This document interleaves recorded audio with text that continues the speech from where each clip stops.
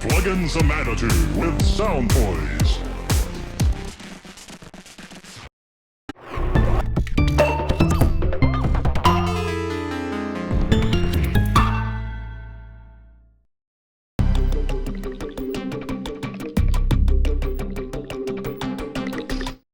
Okay, so we're here at the Doctron with Stimming. Hey, man.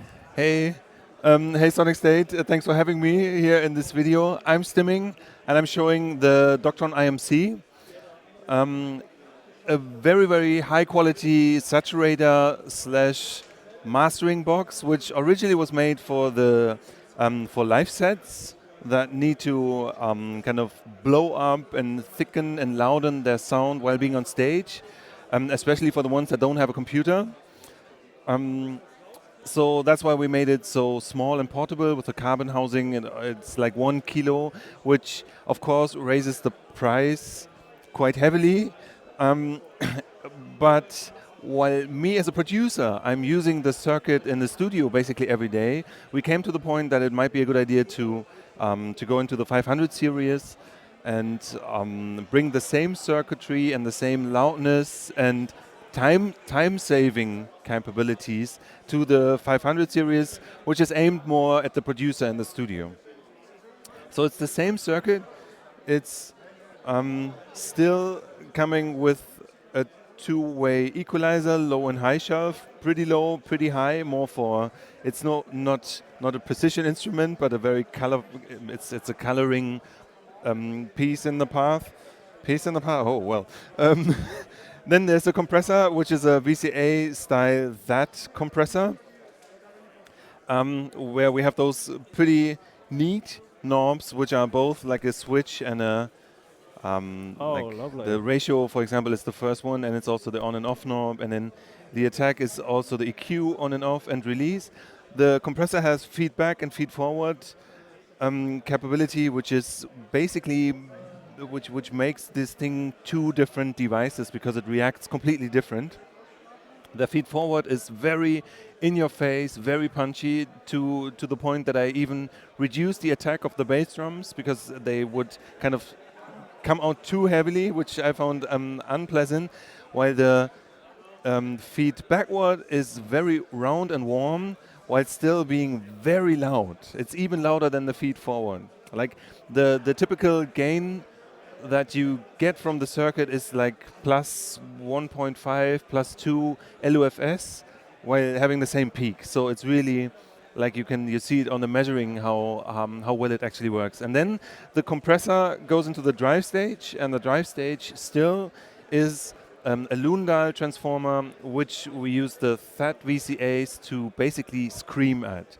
So we shift the audio like 25, 30 dB into the Lundahl to bring it to the last to its last standing heat thing, just before it kind of distorts, just before it breaks the signal. Right on the edge. And in fact, the compressor is mostly there for kind of protecting the signal to not crossing that edge.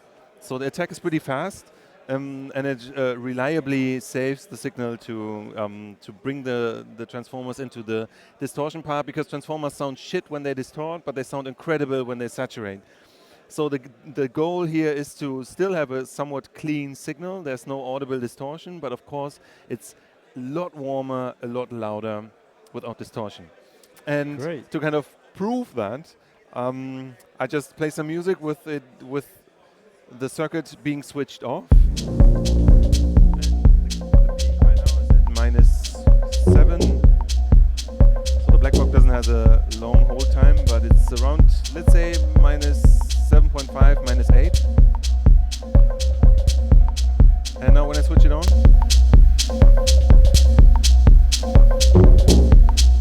it's still a stable peak at -7, but I think it's pretty audible. Yeah, it really lifts it. How much thicker it is.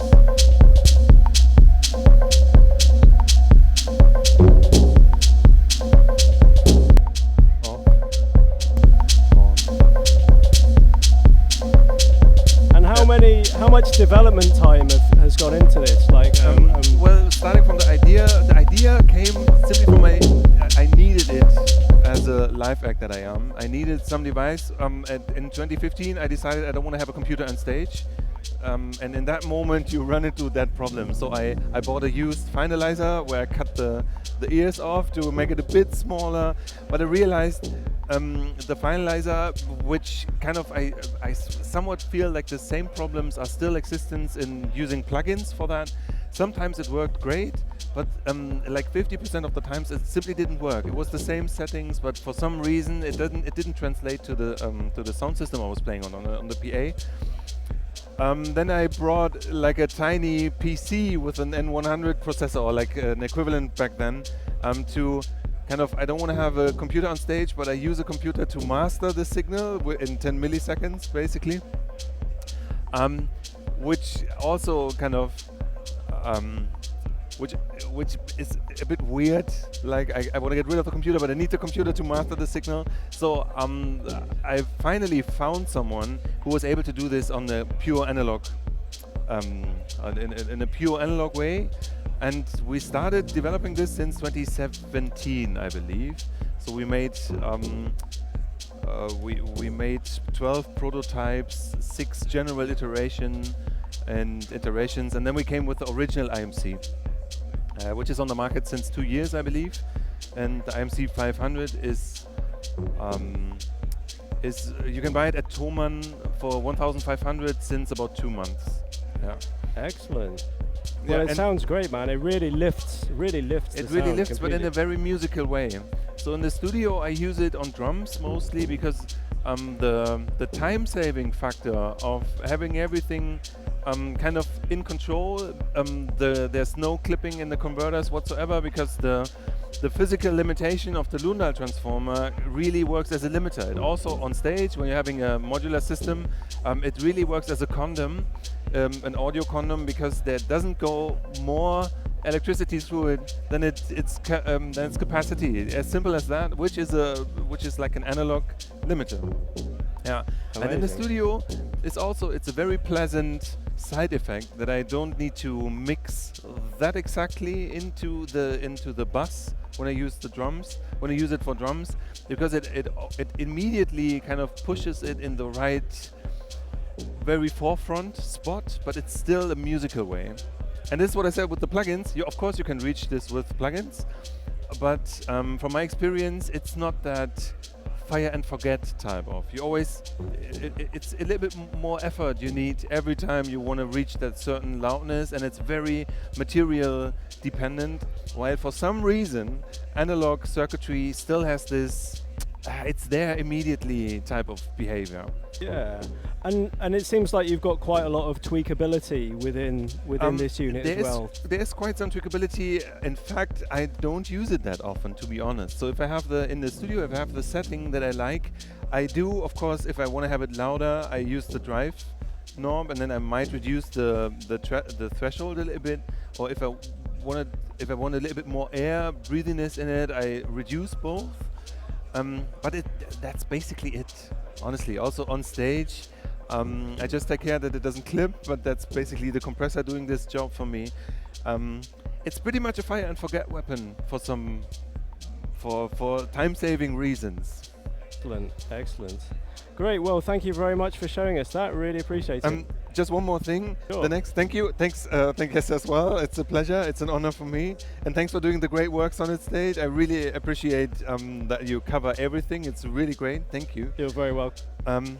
The next step will be a little expander module that has metering on it and a little bit of a more complex sidechain filtering. An headphone amp as an additional output, but it's not that important.